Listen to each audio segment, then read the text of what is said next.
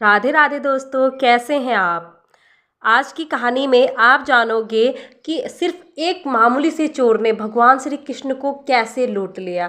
जो भगवान श्री कृष्ण लोगों के दिलों को लूटते हैं, लोगों के दिलों पर राज करते हैं, उनको एक मामूली से चोर ने लूट लिया। और फिर भगवान श्री कृष्ण ने उस चोर के साथ क्या किया। आज की कहानी को शुरू करते हैं। एक पंडित जी थे। वो हर रोज़ घर जाकर भागवत गीता का पाठ करते थे। एक दिन उन्हें एक चोर ने पकड़ लिया और वो सामने आकर खड़ा हो गया और कहने लगा कि तुम्हारे पास जो कुछ भी है मुझे दे दो। तो पंडित जी बहुत घबरा गए, डर गए और बोले कि बेटा, मेरे पास तो कुछ नहीं है। तुम एक काम करना, मैं यहीं पड़ोस में जाकर भागवत गीता का पाठ करता हूँ। वो यजमान बहुत दानी हैं। जब मैं कथा सुना रहा होऊंगा तुम उनके घर में जाकर चोरी कर लेना। तो चोर इस पर उनकी बात मान लेता है। वो सोचता है कि मुझे इस पंडित से तो कुछ मिलने वाला नहीं है, तो यही मेरे लिए सही होगा कि मैं किसी दूसरे घर में जाकर चोरी करूं। तो अगले दिन जब पंडित जी कथा सुना रहे थे तब वो चोर वहां आ गया। तब पंडित जी बोले कि यहाँ से मिलो दूर एक गांव है, वहाँ उस गांव का नाम वृंदावन है। वहाँ एक लड़का आता है जिसका नाम कान्हा है। वो हीरो जवाहरातों से लदा रहता है।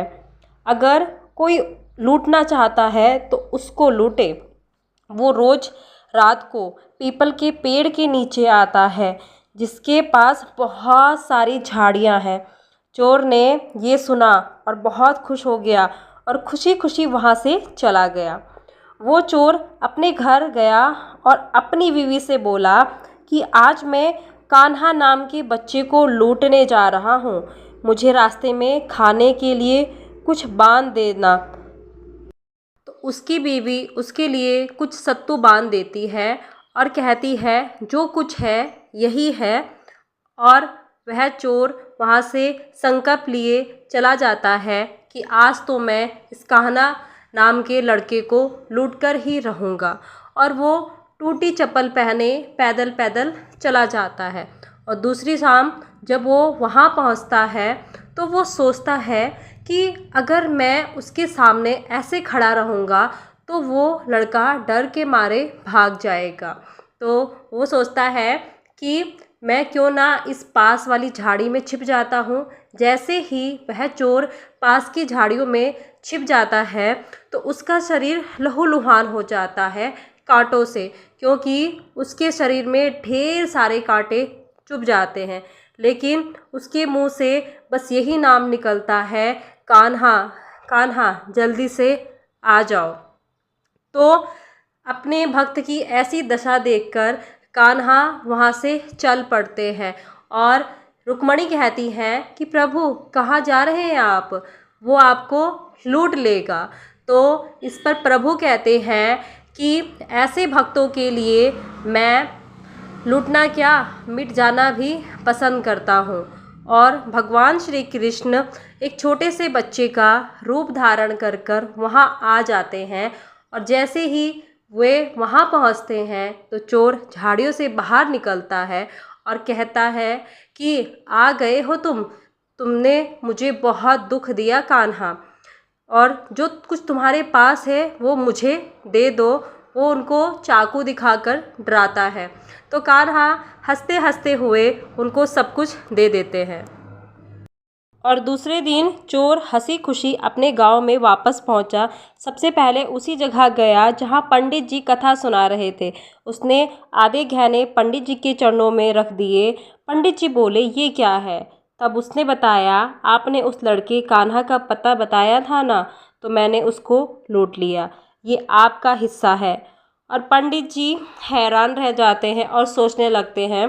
उनको इस पर यकीन नहीं होता है कि मैं इतने सालों तक पंडिताई कर रहा हूँ, मुझे कभी नहीं मिले कान्हा, तो इस पापी को कैसे मिल सकते हैं।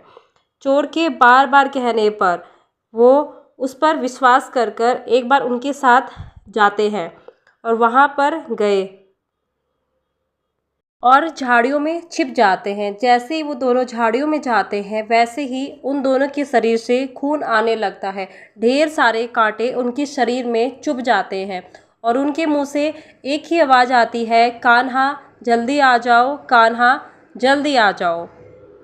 यह सब देखकर कान्हा बच्चे का रूप धारण कर वहाँ उस पीपल के पेड़ के नीचे पहुँच जाते हैं और जैसे ही कान्हा वहाँ पहुँचते हैं वे दोनों झाड़ियों से बाहर आ जाते हैं और ये सब देखकर पंडित जी की आंखों में आंसू आ जाते हैं, क्योंकि पंडित जी ने झूठ कहा था। उन्हें पता था कि ऐसा थोड़ा होने वाला है, कान्हा थोड़ा आएंगे, लेकिन वो बात सच हुई। कान्हा आए।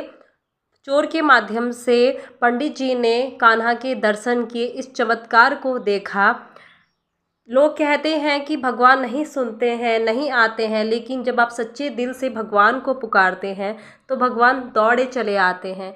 चाहे व्यक्ति अच्छा हो या बुरा हो, आप भगवान को सिर्फ नाम लेकर पुकारिए, वो खींचे चले आएंगे। भगवान कभी भी भेदभाव नहीं करता है। जीवन में कोई मुश्किल हो, परेशानी हो, किसी समस्या का हल ना मिले तो भगवान का नाम लीजिए, वो आपका मार्गदर्शन जरूर करेंगे, आपकी मदद करने के लिए ज़रूर आएंगे। भगवान प्रेम के भूखे हैं, विश्वास के भूखे हैं। आज की कहानी को हम यहीं समाप्त करते हैं। मुझे लगता है आपको इस कहानी से बहुत ज़्यादा सीख मिली होगी कान्हा के प्रति। राधे राधे।